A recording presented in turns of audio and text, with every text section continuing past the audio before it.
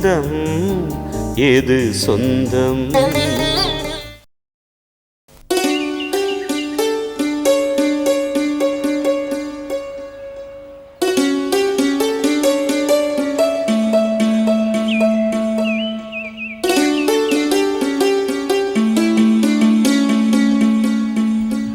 என்னம்மா அகிலா, நிறைய லெட்டர் எழுதுற போல் இருக்கு. யார் யாருக்கு? ஒன்று மருவத்தூர் அத்தைக்கு, இன்னொன்று பாம்பேல இருக்கிற சிதம்பரம் மாமாக்கு.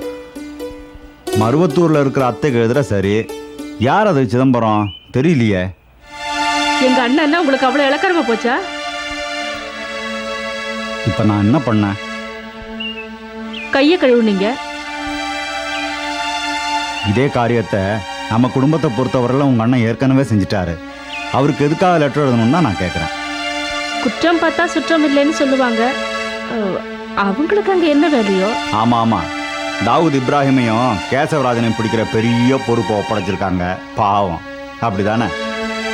ஆளப்பாரு, 4 வருஷத்துக்கு முன்னால அகிலாவோட விசேஷத்துக்கு வந்துட்டு போனாங்க.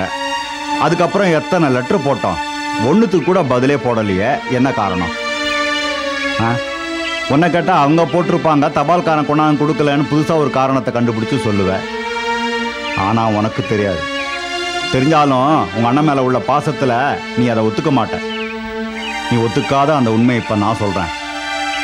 அவங்கக்கிட்ட காசு இருக்கு, நம்மக்கிட்ட இல்லை. போங்கப்பா, இதை என்னால் ஒத்துக்க முடியாது. காசுக்காகவும் பணத்துக்காகவும் தான் நீங்கள் அவங்கக்கிட்ட தொடர்பு வச்சுட்டீங்கன்னு உங்களை அவங்களால நினைக்க முடியாது. அதுக்காக அவங்கள பெருந்தன்மையானவங்கன்னு சொல்ல. அப்பா, இப்ப லெட்டர் போடுறதுனால என்ன வந்துட போகுது? சூரியன் எப்பவும் போல தான் உதிக்க போகுது, சூரியன் எப்பவும் போல தான் மறைய போகுது. அப்பா, நம்ம கொண்டாடினாதான் உறவு. இந்த காலத்துல நீங்க உறவே வேணாம்னு சொல்லிட்டா நாங்க என்ன பண்றது? தனி மரமா தான் நிக்கணும். அப்பா, அக்கா இப்படிதான் ஏதாவது பேசும். நீங்க புறப்படுங்கப்பா.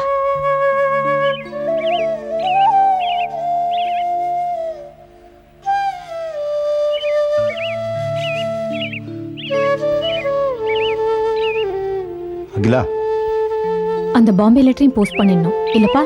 அதாம்மா. ம்.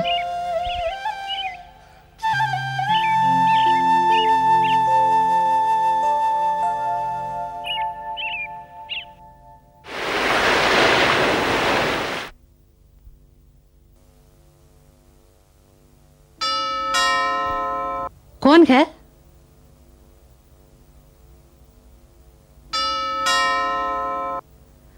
மணி, காலிங் பெல் அடிக்குது, யாருன்னு போய் பாரு.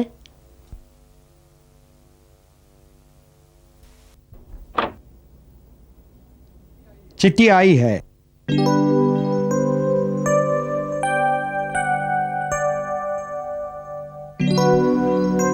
அம்மா, மெட்ராஸ்ல இருந்து லெட்டர்.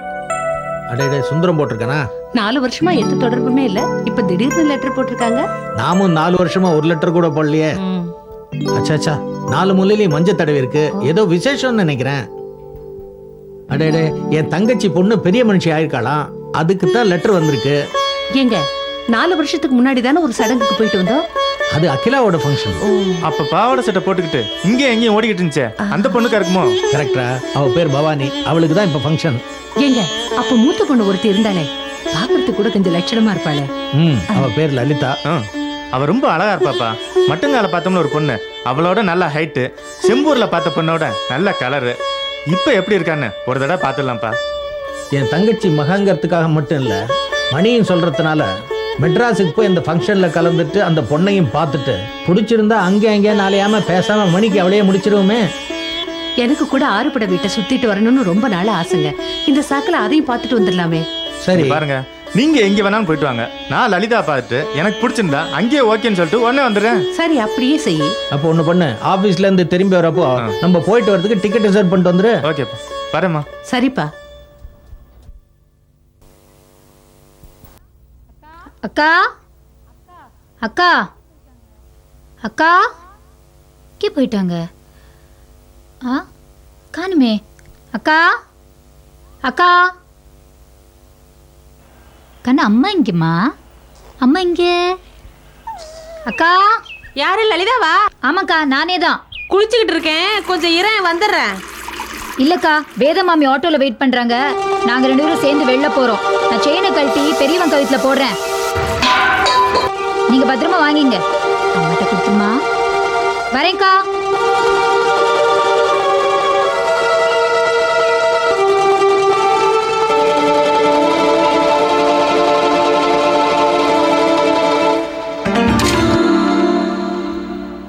லலிதாக்கா வந்தால எங்க கண்ணு?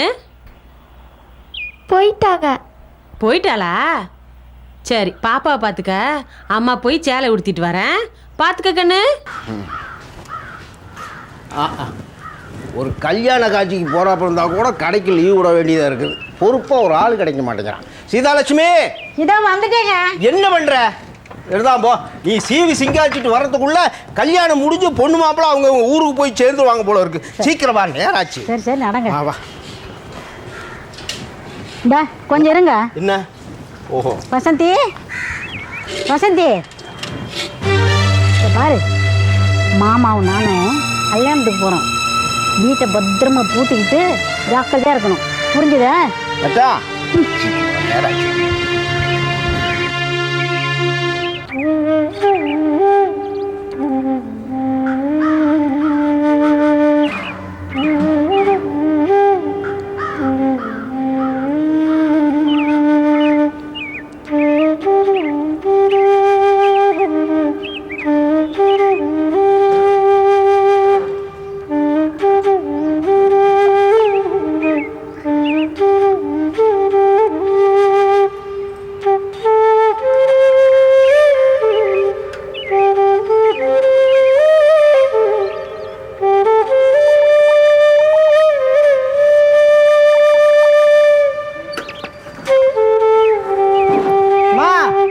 உன்னைத்தான் பார்க்க வந்தேன்.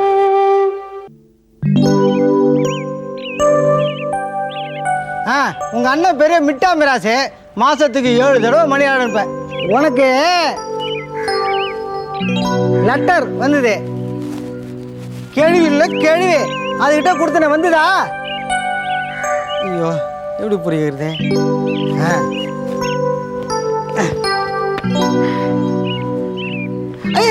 இது இல்லம்மா, இத மாதிரி உனக்கு ஒரு லெட்டர் வந்தது. கேள்விகிட்ட கொடுத்தேன், கொடுத்ததா? கொடுக்காத, எனக்கு தெரியும் கேள்வி இதை மாதிரி ஏதாவது பண்ணுன்னு. அதுக்காக தான் உன்னோட சரித்திரத்தையே நான் தெரிஞ்சு வச்சுக்கிறேன். இங்க பாரு, ஊர்ல உங்க அண்ணன் இல்ல, அண்ணன் பொண்ணு பவானி.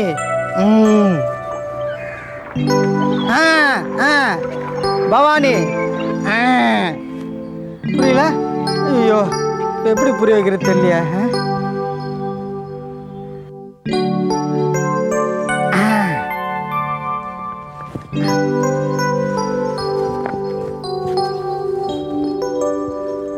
வளக்க ஊர்ல பாரு, நெல்லு குத்துவாங்கல்ல பாரு.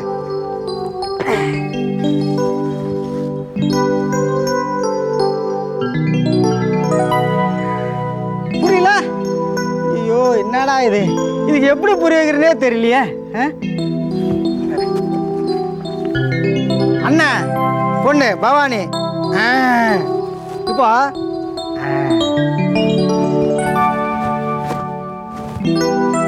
புரியல?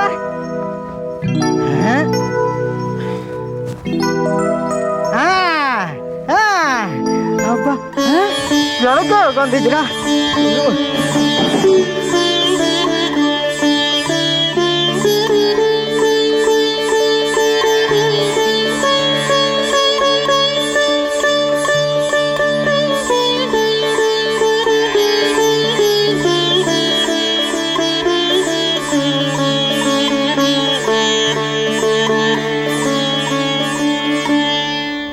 அம்மா, அம்மா, என்னம்மா?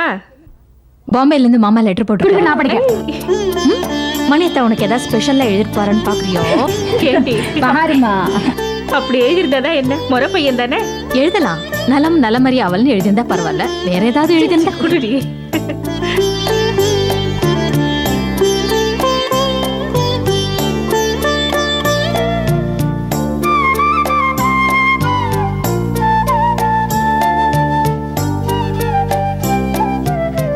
அன்புள்ள அத்தான் சுந்தரம் பிள்ளைக்கும் சாரதாவிற்கும் சிதம்பரம் எழுதி கொண்டது. தாங்கள் இதற்கு முன் எழுதிய ஓரிரு கடிதங்களுக்கு பதில் போட சௌகரியப்படாமல் போய்விட்டது. இப்பொழுதும் குழந்தை பவானியின் மஞ்சள் நீராட்டு விழா செய்தி கேட்டு மிக்க மகிழ்ச்சி. எங்கள் செல்வன் மணியும் எங்களுடன் வருகிறார். லலிதாவை மிகவும் விசாரித்ததாக கூறவும். மற்றவை நேரில். இப்படிக்கு அன்புள்ள சிதம்பரம். பாத்தியம்மா, இந்த அம்மா மட்டும் ஸ்பெஷலா கேட்டு எழுதியிருக்காங்க. எனக்கு தெரியும், இது அத்தான் சொல்லிதான் மாமா எழுதியிருக்காரு. என்ன சிரிப்பும் கொண்டாட்டமா இருக்கீங்க? வாங்க நடாரம்மா. கல்யாண காரியம் எல்லாம் முடிஞ்சிருச்சா? ஏறத்தாழ அப்படித்தான்.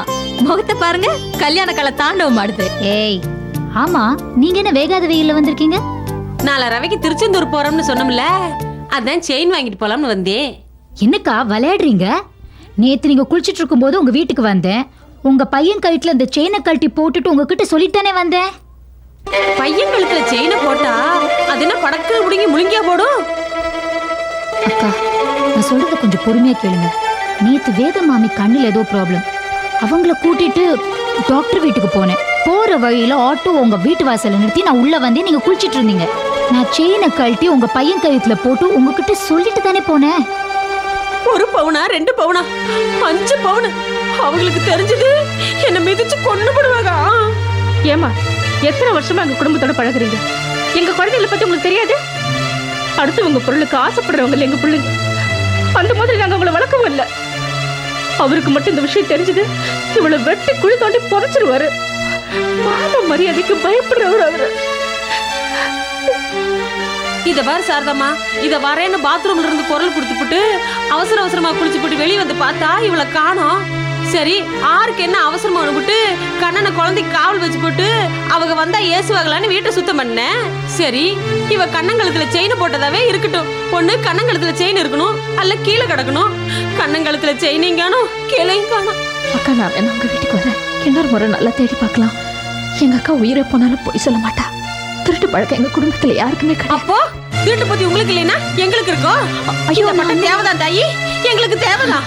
எங்க பொருளை ஓசு கொடுத்துட்டு நீங்க கொடுத்த பொருளை நாங்க இல்லைன்னு சொல்லி உங்களை ஏமாத்துறோம், அப்படித்தானே? இத பாரு லலிதா, மனுஷனுக்கு கஷ்டம் வந்தா புத்தி பொருளைத்தான் செய்யும். இத நான் இல்லைங்களே, இதுக்கு விதிவிலக்கும் இல்ல. உனக்கு கஷ்டம் வந்து ஏன் நகை நீ அடமானம் வச்சிருந்தீனா ரசீதை திருப்பி கொடுத்துரு. நான் அடமானத்துல இருந்து மீட்டுக்கிறேன். வேற என்ன செய்ய? உங்களுக்கு ஓசை கொடுத்த பாவத்துக்கு என் புத்திக்கு கொள்முதல்னு நினைச்சுக்கிறேன்.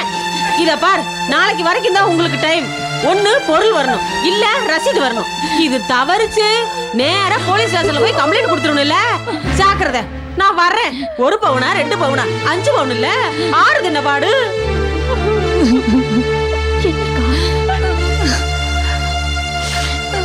ஐயோ கடவுளே. மாமே, எல்லா ஜாமானும் கட்டியாச்சு. மொத்தம் 12 ஜாமான். எண்ணி பார்த்துக்கோங்க. நீ தான் எண்ணுட்டியே, இதை நான் வேற என்னணுமாக்கும். எல்லாம் சரியா தான் இருக்கும். இந்த பையில எடுத்து வை. அதுக்கு இல்ல மாமே, எல்லாம் ஒரு நம்பிக்கைக்கு தான். நம்பிதே நாசமா போனனே. என்ன புலம்பிக்கிட்டே வர? விஷயத்தை விவரமா சொல்லலாம். நம்ம வீட்டு பொண்ணு நினைச்சு என் கழுத்துல கடந்த செயினை கழட்டி அவ கழுத்துல போட்டேன். அந்த லலிதா எப்படி மோசம் பண்ணிட்டாளே. லலிதாவா மோசமா? விளங்கும்படி சொல்லுங்களா? பொண்ணு பார்க்க வாராக வெறுங்கலத்தோட இருக்கேன்னா என் கழுத்துல கடந்த செயினை கழட்டி அவ கழுத்துல போட்டேன். இப்ப நகையை திருப்பி கேட்டா எலி இரும்பு தின்ன கதையா குழந்தை கழுத்துல கழட்டி போட்டேன்னு முழு பூசணிக்காய சோத்துல மறைஞ்ச பாக்குறா. வாய முல்லா, உண்மை என்னன்னு தெரியலக்குனால அப்படியே உதாரணமா பொறிஞ்சு தள்ளுறியா? முதல்ல நிதானமா பேச கத்துக்க. இனிமே பேசுறதுக்கு என்ன கிடக்கு?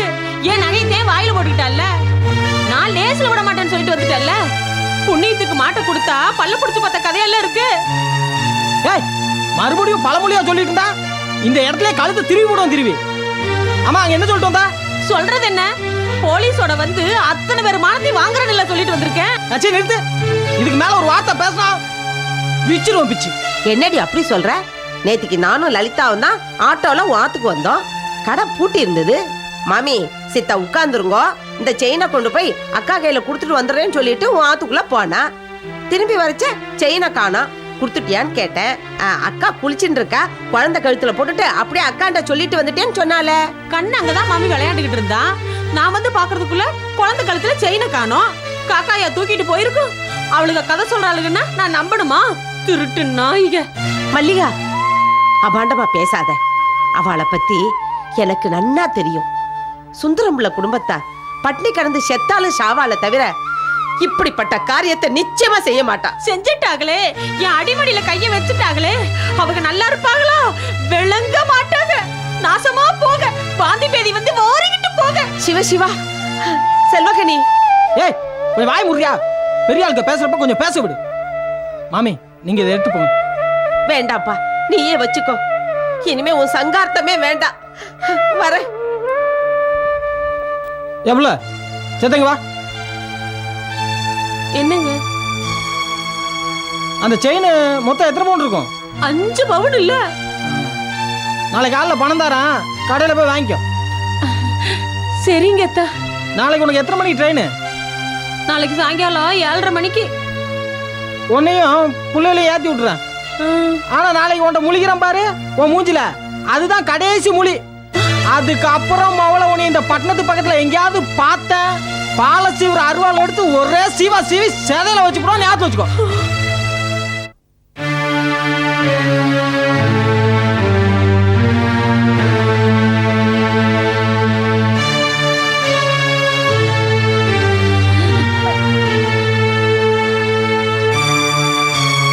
போச்சு, எல்லாமே போச்சு.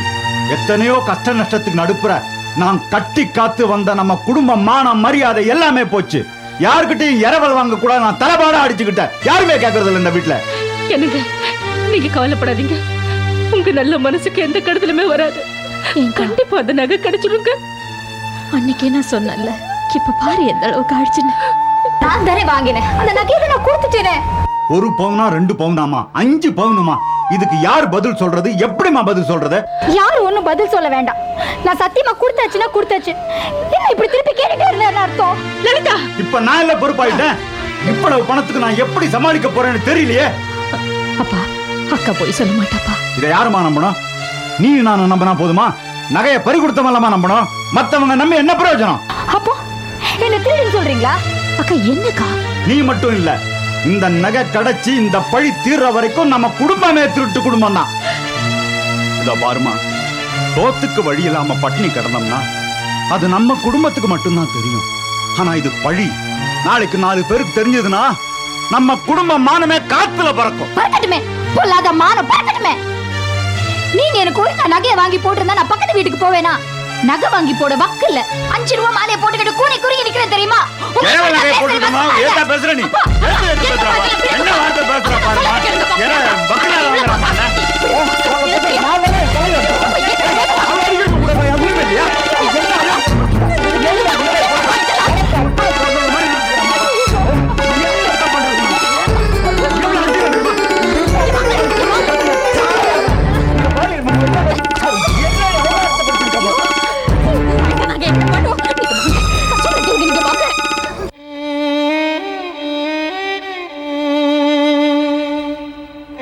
வாங்க செல்வம், தயவு செய்து என்ன மன்னிச்சிருங்க. என் தலையை அடமானம் வச்சாவது உங்க நகைக்குண்டான பணத்தை நான் திருப்பி தந்துருவேன். அது வரைக்கும் பொறுத்துக்குங்க. வீட்டுல சொல்லுங்க, நாங்க எப்படியும் திருப்பி கொடுத்துருவோம். பெரிய மனசு பண்ணி மன்னிச்சுக்குங்க ஐயா. ஐயோ அண்ணாச்சி, நான் அதுக்கு வரலங்க. நான் அதுக்கு வரல. என் பொண்டாட்டி இங்க வந்து ஏதோ போலீஸ் கிளீஸ்னு பெரிய பெரிய வார்த்தையெல்லாம் பேசிட்டாலாமே.